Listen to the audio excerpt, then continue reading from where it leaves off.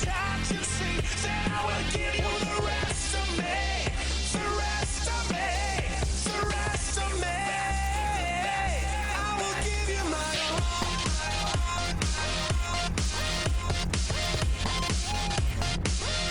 I will give you the rest of me. I will give you the best of me.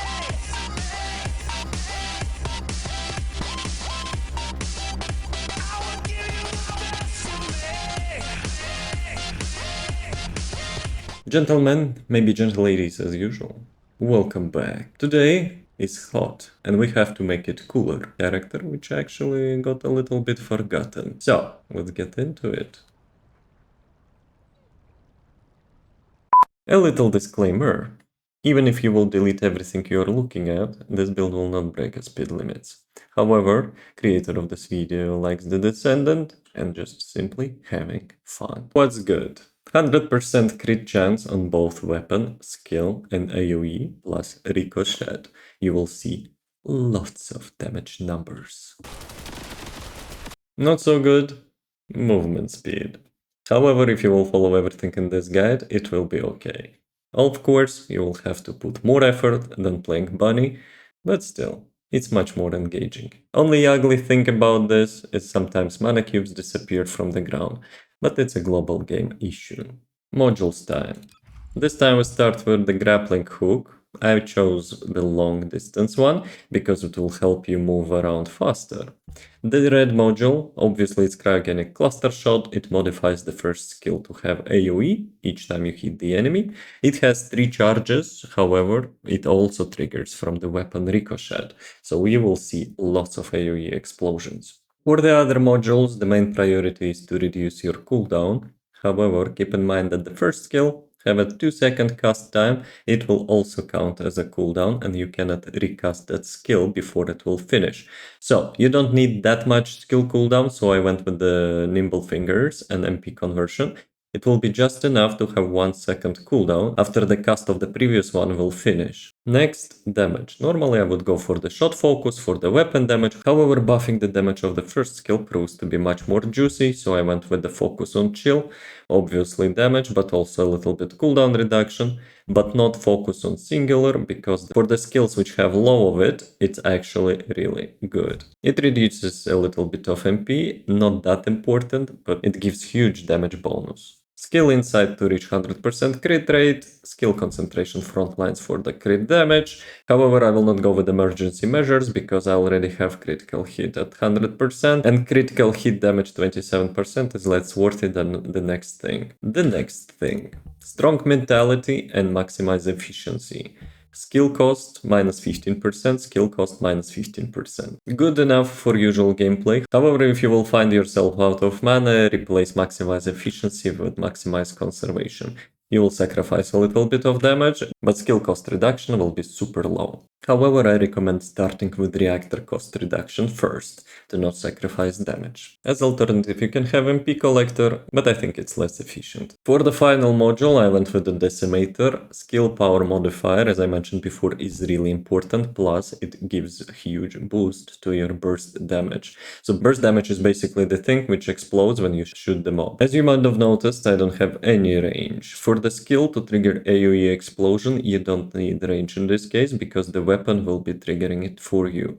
For each critical hit from the weapon, it will ricochet the bullets towards nearby enemies and it will count as firearm attack, and the mobs will have the burst damage explosion. This build is viable to kill hard mode bosses, so if you require more damage, you can remove cryogenic cluster shot, so your shots will have 9 stacks of triple damage instead of usual double damage on 3 shots. The weapon.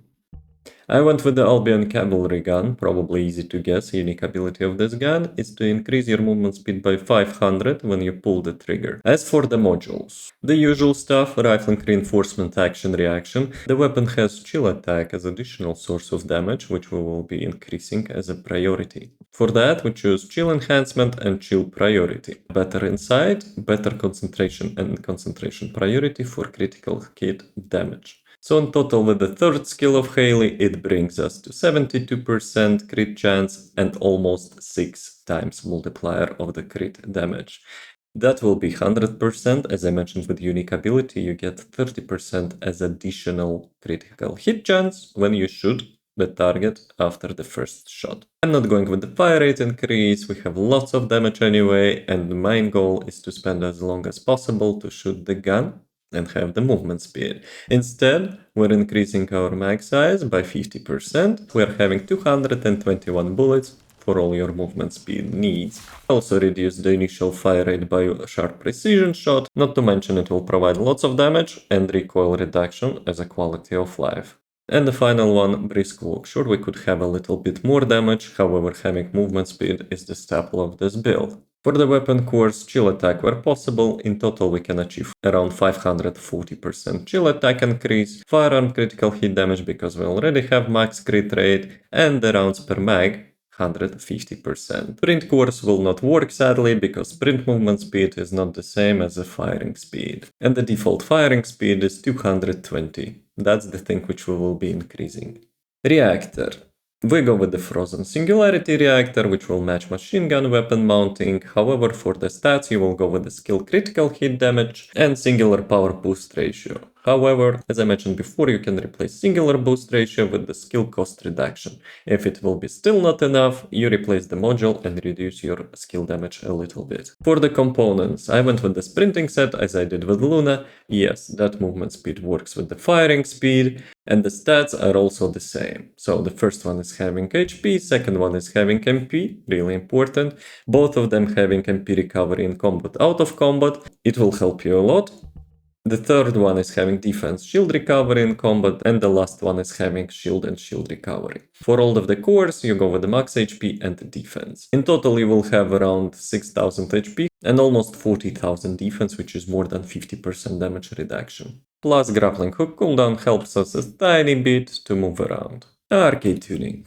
We're not going for min-max damage, we're going for the quality of life things. The first one is being sprint speed. It's not just the sprinting speed, it also increases the movement speed while firing as well.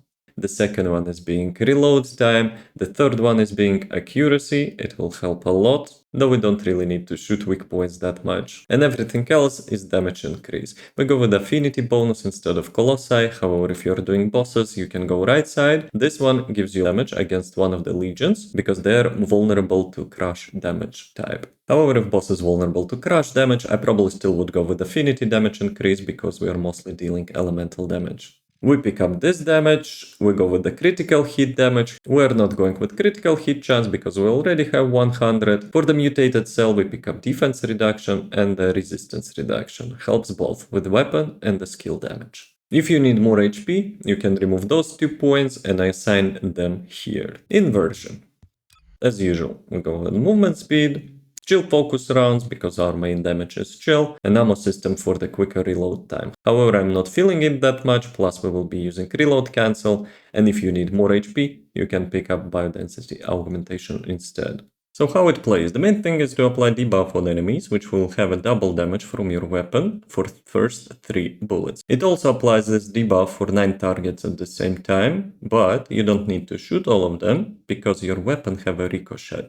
On critical hit, the ricochet bullet for 1/3 of the damage will ricochet to nearby enemies and will trigger AoE burst damage as well. To reach 100% critical hit rate both on the weapon and the skill, you obviously use the third skill, plus on the max stacks it will also provide a little bit with the critical hit damage both for the weapon and skills, plus will give you immunity to knockbacks. It provides lots of movement speed slow, however you don't need to have it up at all times. If you travel between the areas you can just toggle that off, and ricochet and a skill AoE will still be effective, because the weapon critical hit chance by default is 40% if you're continuously shooting the mobs. To mitigate the movement speed penalty, first we're having the unique ability of the weapon. As long as you shoot, you get 500 movement speed bonus to all movement speed types. The second one is sprinting set. Each time you cast the first skill, you get 10% movement speed bonus. Arcade tuning provides us with the 6.7% on top of that, plus inversion bonus, all movement speed 16%, half of the time. And that on top of the module which we are having on the gun, 24% movement speed increase, 10 out of 15 seconds. So how it plays? You activate your crit buff, apply the first skill to the mobs and mow them down.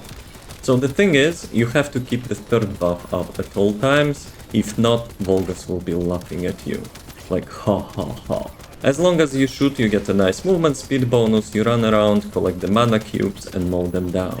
You have two AoEs. First one is the first skill. When you shoot the mob 3 times, it will explode 3 times. However, the second one, on the critical hit, your gun will actually ricochet the bullet to 3 targets for 1/3 of the damage. Out of the combat you have two choices. First, you move around using your long range hook. Second one, you just simply deactivate the buff and you run faster. As alternative between mission areas, you can just shoot the mobs down without applying the crit buff. You will move much faster that way. For the tougher enemies, you start with the weak point. Despite weapon has only one weak point multiplier, there is always hidden 50% bonus damage from the weak points. Don't be afraid to roll in the combat. Yes, you will lose couple stacks, but movement speed is also nice. Tips and tricks time.